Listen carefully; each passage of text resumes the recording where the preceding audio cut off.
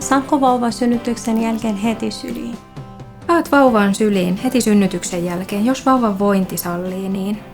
Ihokontakti äidin tai isän kanssa pitää vauvan lämpimänä ja tutut sydämen sykkeet rauhoittavat vauvaa ja edistää myös vuorovaikutusta. Kuulostaa ihanalta. Milloin saan imettää ensimmäisen kerran? Saat imettää vauvaa heti, kun hän osoittaa imemisen haluja. Äidin vointia seurataan synnytyksen jälkeen esimerkiksi vuotoa seuraamalla, kohtua painamalla ja verenpainetta mittaamalla. Kätilö tarkistaa myös, onko äidille tullut repeämiä, joita tarvitsee ommella. Pääsenkö synnytyksen jälkeen suihkuun?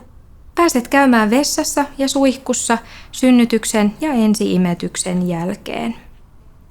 Sinä ja tukihenkilö saatte myös syntymäpäiväkahvit. Seurataanko vauvan vointia? Vauvan vointia seurataan ensiminuuttien aikana Apgar-pisteillä, joilla mitataan vauvan väriä, sykettä, hengitystä, jäntevyyttä ja ärtyvyyttä. Vauva saa myös K-vitamiinipistoksen, joka ehkäisee vauvan verenvuotoja. Vauva saa myös rannekkeen joko käteen tai nilkkaan, jossa on vauvan henkilöturvatunnus, jotta vauva voidaan tunnistaa sairaalassa. Milloin vauva punnitaan?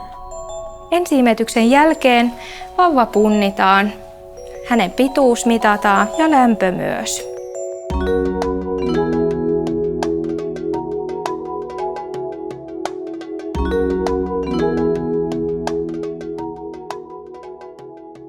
Vauvan vointia seurataan synnytyssalissa tarkasti.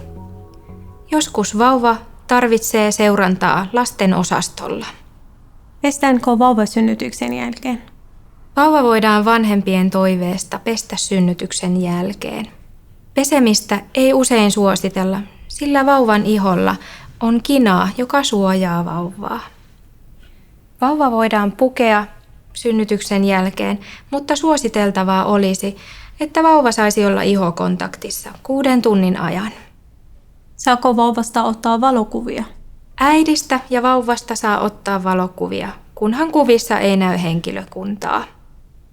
Äidin ja vauvan vointia seurataan synnytyssalissa noin 2-4 tunnin ajan ennen siirtymistä lapsivuodeosastolle.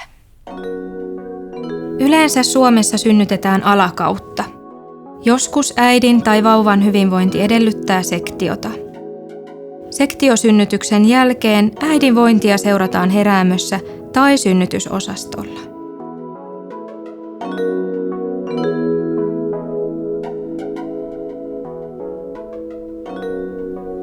Mitä osastolla tapahtuu? Lapsivuodeosastolle siirrytään synnytyksen jälkeen noin 2 tunnin kuluttua. Osastolla äiti ja vauva saavat olla yhdessä koko ajan. Puolisosi saa osallistua vauvan hoitoon. Sairaalassa ollaan yleensä noin 2-5 vuorokautta. Opetetaanko meille vauvanhoitoa? Saatte ohjeita ja neuvoja vauvan hoidosta. Vauvaa kannattaa pitää paljon sylissä, siitä on hyötyä vauvalle. Vauva tarvitsee paljon läheisyyttä, riittävästi ruokaa ja puhtautta. Perushoitoon ja vaipanvaihtoon saatte apuja ja neuvoja. Vauvan vointia seurataan esimerkiksi painoa ja lämpöä mittaamalla.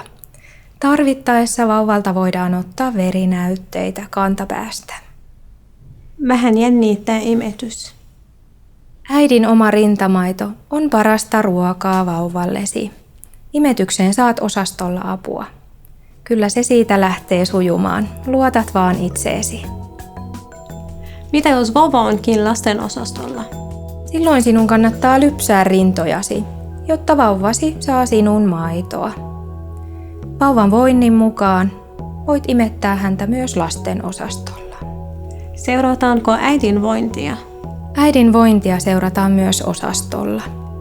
Kätilö tai lääkäri tekee äidille kotiin lähtötarkastuksen. Siinä tarkastetaan äidin palautumista synnytyksestä ja käydään läpi kotihoito-ohjeita. Samalla keskustellaan äitiyteen ja vanhemmuuteen liittyvistä asioista. Viimeistään kotiin lähtöpäivänä lääkäri tutkii vauvan. Saatte samalla kotihoito-ohjeita ja neuvoja, missä tilanteessa tulee ottaa yhteys sairaalaan. Kun olet lähdössä kotiin, ota yhteys neuvolaan, jossa kävit raskausaikana.